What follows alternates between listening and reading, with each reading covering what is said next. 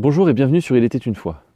Dans la dernière vidéo, nous avons vu que Dieu se manifestait entre autres sous l'appellation l'ange de l'Éternel. Aujourd'hui, on va regarder d'un peu plus près ce mystérieux personnage. De qui s'agit-il ?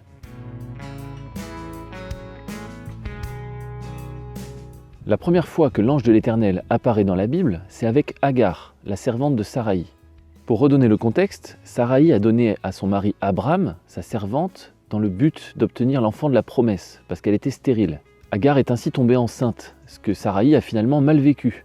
Alors elle a commencé à maltraiter sa servante, qui a fini par s'enfuir. Alors qu'Agar était dans le désert, l'ange de l'Éternel est venu vers elle, pour la trouver et lui parler. Le premier point qui m'interpelle, c'est que Agar n'est pas impressionnée par l'apparition de l'ange de l'Éternel. Elle n'est pas terrifiée, elle n'est pas tombée face contre terre pour se prosterner et l'adorer. Et ça, c'est en général les réactions typiques des êtres humains quand il y a des manifestations d'anges. On peut donc supposer que la gloire de l'ange de l'Éternel n'était pas manifeste. Il ressemblait probablement à un homme normal. Le deuxième point qui attire mon attention, c'est qu'Agar ne semble pas surprise que l'ange de l'Éternel connaisse son prénom et sa fonction de servante. C'est assez évocateur d'une certaine familiarité. On sait que l'Éternel était apparu à Abram avant cet épisode-là.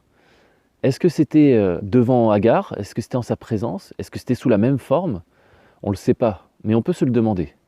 Je pense qu'elle en avait au moins entendu parler et qu'elle était familière de l'intimité qu'Abraham avait avec Dieu.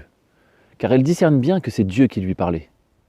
Le troisième point qui m'interpelle, c'est que l'ange de l'Éternel parle comme s'il était l'Éternel au verset 10. « Je multiplierai ta descendance », alors qu'il parle de l'Éternel comme si c'était une autre personne au verset 11, en disant « l'Éternel t'a entendu ». Y a-t-il deux entités distinctes, l'ange de l'Éternel et l'Éternel, ou une seule et même personne, Dieu, qui de temps en temps parle de lui à la troisième personne? Le texte ne nous donne pas assez de précision, mais une chose est sûre, l'ange de l'Éternel est assimilé à Dieu dans ce passage. Dieu qui, a priori, je pense, prend une forme humaine.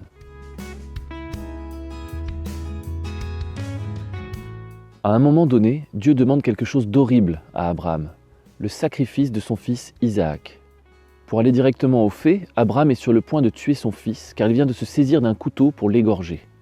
À ce moment-là, une voix s'adresse à Abraham depuis le ciel. C'est l'ange de l'Éternel qui lui parle pour le stopper.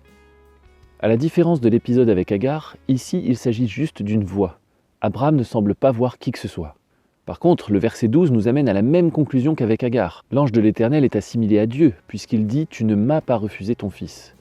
Et en même temps, il parle de lui à la troisième personne, puisqu'il dit « Je sais maintenant que tu crains Dieu ». Le verset 16 confirme ces deux points, puisque l'ange dit « Je le jure par moi-même, parole de l'Éternel ».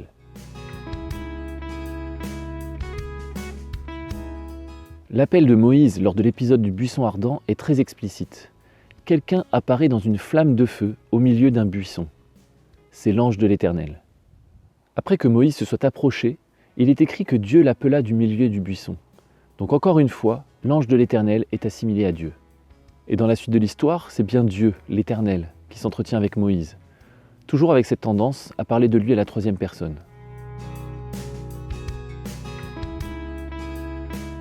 Nous retrouvons aussi l'ange de l'Éternel dans la fameuse histoire de Balaam avec son ânesse. Balak, roi de Moab, veut faire appel à Balaam pour maudire Israël. Quand Balaam part pour rejoindre Balak, l'ange de l'Éternel apparaît à son ânesse, qui se détourne. Cela arrive 3 fois, et Balaam finit par se mettre en colère.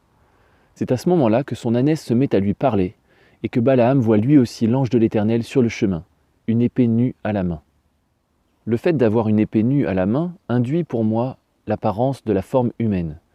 En plus, comme Agar, Balaam ne tombe pas terrifié à terre pour se prosterner. Donc l'apparence de cet ange doit sans doute être banale. Alors il se prosterne, c'est vrai, mais il semble que ce soit parce qu'il reconnaît son Dieu. Car oui, dans cette histoire aussi, l'ange de l'Éternel est assimilé à l'Éternel lui-même. En effet, l'ange dit à Balaam de dire les paroles qu'il lui donnera. Mais dans le chapitre suivant, c'est l'Éternel qui donne les paroles au prophète.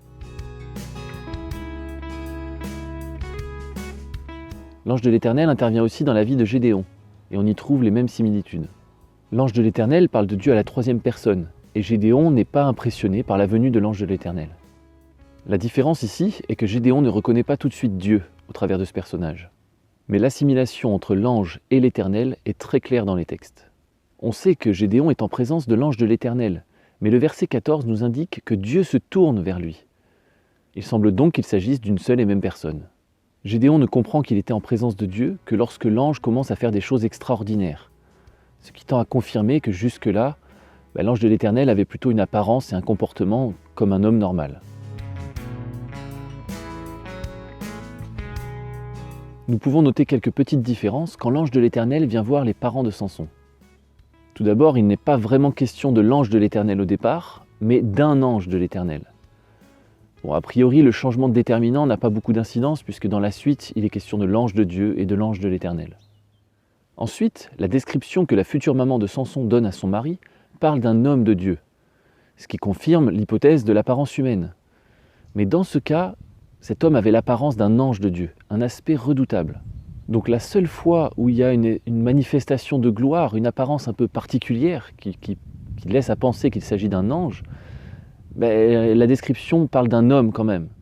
Le verset 16 semble faire une distinction entre l'ange de l'Éternel et Dieu lui-même, puisque l'ange refuse de manger avec les futurs parents de Samson, mais il dit au mari que s'il le veut, il peut faire un sacrifice, une offrande à l'Éternel. Mais quand le sacrifice, l'offrande est en train de brûler, l'ange qui était présent avec eux monte dans la flamme au-dessus de l'autel et disparaît.